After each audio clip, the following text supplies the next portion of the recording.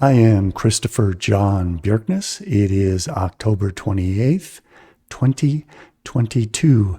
Most of you probably think that the war that Vladimir Putin launched against the Ukrainian people to deprive them of their nationhood, their ethnicity, and their language was an unprecedented attack. It was instead the fulfillment of a communistic plan, which is at least 173 years old. Friedrich Engels was Karl Marx's partner, and he published an article in Karl Marx's newspaper, Neue Rheinische Zeitung, entitled Der Magyarische Kampf in 1849, soon after revolutions, communist revolutions, which were instigated by Marx and Engels, among many others, took place in 1848 across Europe. In his article, Engels forecast the coming World War, which turned into world wars, which the communists knew would happen. And Engels would later state in the 1880s exactly how and when and why this world war would take place. And he wanted the war to serve as a platform for the extermination of several Slavic peoples. Engels wrote, "These remnants of a nation, mercilessly crushed in the course of history, as Hegel says, this national garbage will always be and will remain until their complete extirpation or denationalization, the fanatical bearers of the counter-revolution, just as their whole existence in general is a protest against a great historical revolution. The universal war which will then break out will shatter these Slavic special federations and exterminate all these little bullheaded nations right down to their names.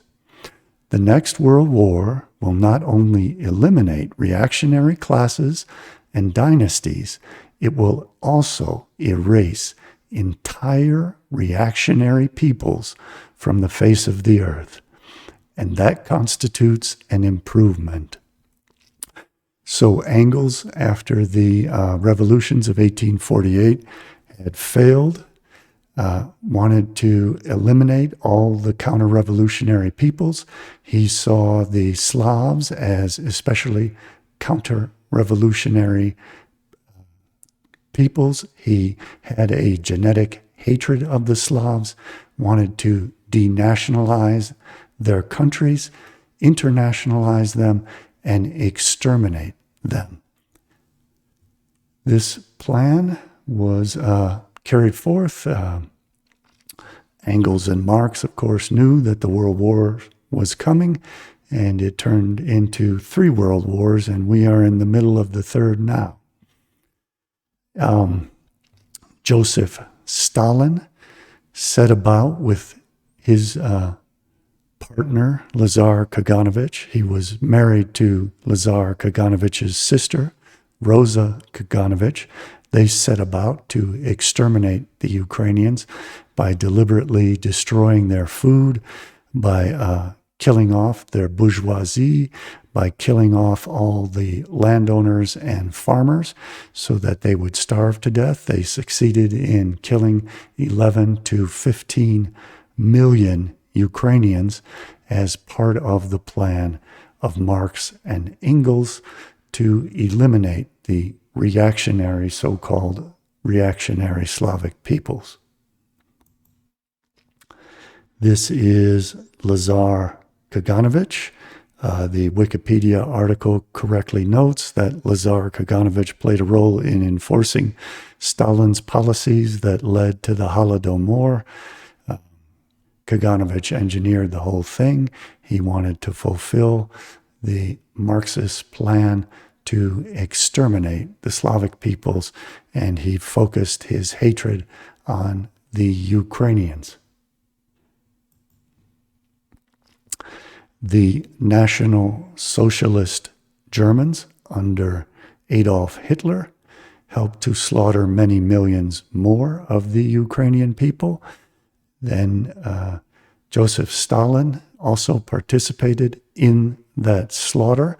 So we had two socialist states, the Union of Soviet Socialist Republics and National Socialist Germany, fulfilling Marx and Engels' quest to commit genocide against the Slavic peoples of the Ukraine. I will read from this article, Memorial Day of Ukrainian Victims in World War II. The real number of victims during World War II is still not fully known. Some relevant data is still held in Russian archives and is not available for non-Russian researchers. However, of the 41.7 million people living in Ukrainian Soviet Republic before the war, only 27.4 million were alive in Ukraine in 1945. Official data says that at least 8 million Ukrainians lost their lives. It was far greater than that. 5.5 to 6 million civilians and more than 2.5 million natives of Ukraine were killed at the front. The data varies between 8 to 14 million killed, however, only 6 million have been identified.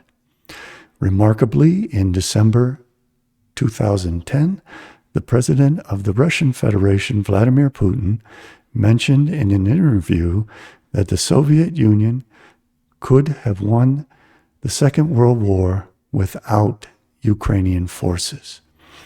Putin is the one who is in the Third World War trying ultimately to commit complete genocide against the Ukrainian people, which is why he attacked their nation, denied their national status, and has been stealing their children and other citizens to raise them as if they were Russians. In addition to all of that mass slaughter, there were also massive population transfers in the Soviet Union, and many Ukrainian nationals were deported out of the country.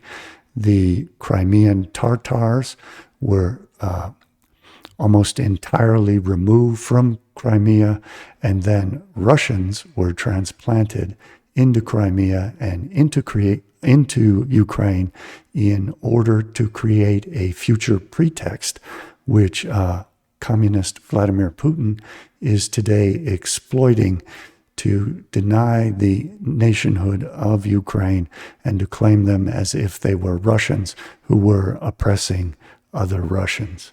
This was all set up in advance by Beria and the NKVD and Lazar, Kaganovich, and Joseph Stalin. And it was in fulfillment of the plans of Karl Marx and Friedrich Engels. After the Soviet Union broke up, many Ukrainian women, naive young Ukrainian women, were lured to Israel and other destinations where they were forced into sex slavery. This was also part of the genocide of the Ukrainian people. Putin has two cherished philosophers, Ivan Ilyin and Alexander Dugan.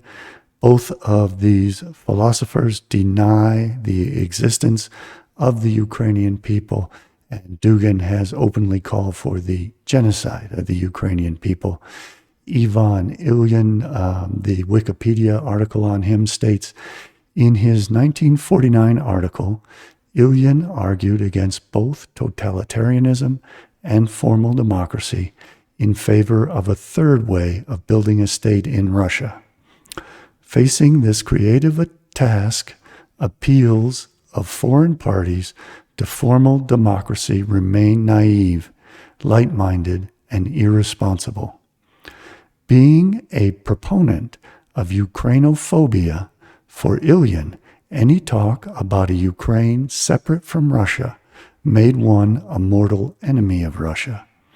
He disputed that an individual could choose their nationality any more than cells can decide whether they are part of a body. Putin has utilized this philosophy to justify his genocide of the Ukrainian people, but he is a KGB agent who is acting under the plan which was established by Marx and Engels 173 years ago, and all of his feigned admiration for Ivan Ilyin is simply to provide himself with an unjust pretext to wage war against the Ukrainian people and commit genocide against them. Putin speaks in the exact terms of Ivan Ilyin. The Insider article is titled, "Putin Denies Planning to Revive the Russian Empire After Declaring that Ukraine is Not a Real Country and Sending Troops There." He's not trying to reestablish the Russian Empire and become a czar. What he's doing is reestablishing the Soviet Union. And they are threatening the Ukraine with genocide in the form of tactical nuclear weapons, and they are threatening the world with extermination through the use of strategic nuclear weapons.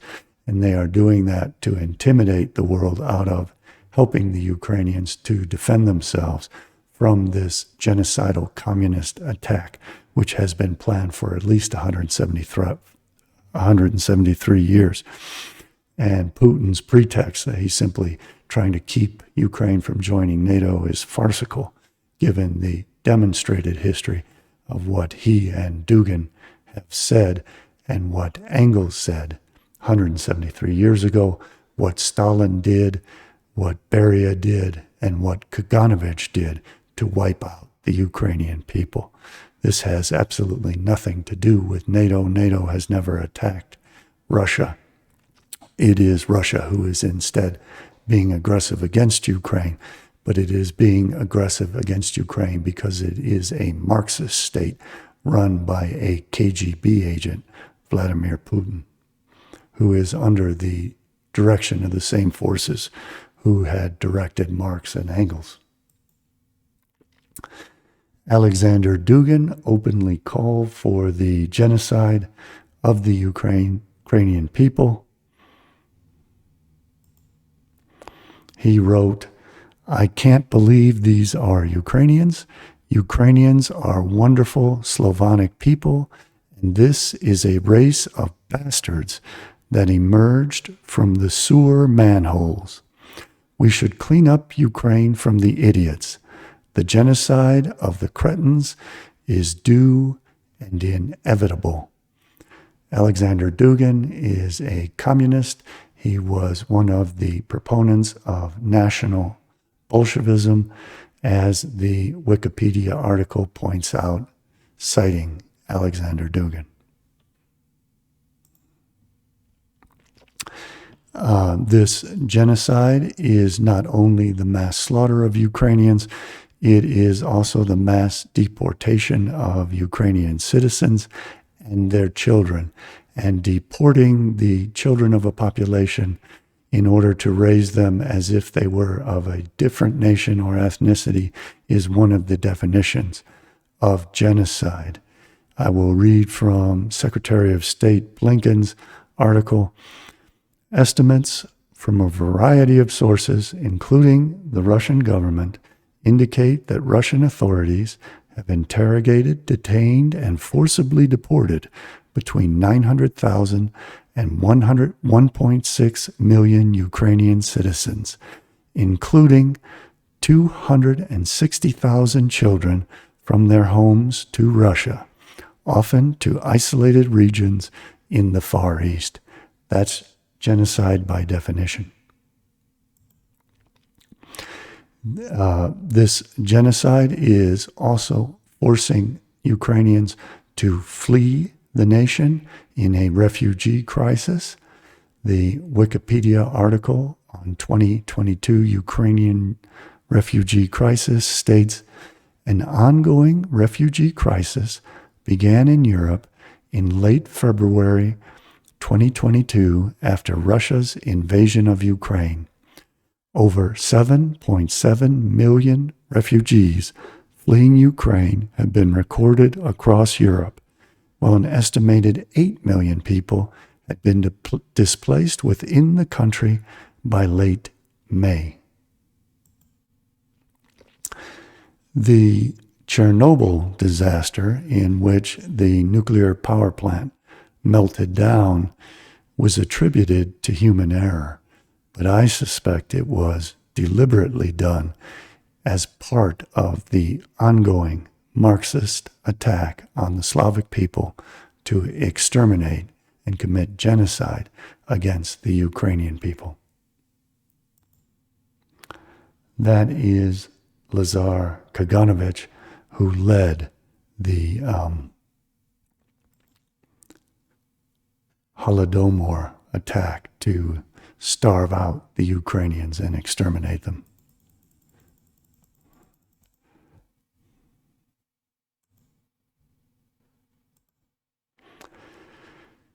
So I want to emphasize the fact that the present war against Ukraine is part of an almost 2-century-old plan to commit genocide against the Ukrainian people. It has absolutely nothing to do with Ukraine joining the EU or joining NATO. It has everything to do with instigating World War III and fulfilling Marx and Engels' plan to eliminate all of the Slavic people whom they viewed as genetically counter-revolutionary, which means that they are people who want to live free, who want to determine their own fate, and who do not want to live under the tyranny of the Soviet Union and international communism. In the links below, I will provide you with a link to my webpage where you will find my books at cjbbooks.com. I will also provide a link to my donation page. Please donate so that I can make more of these videos. Please support the channel. I depend upon you to keep this going. Thank you very much for watching, and I will see you next time.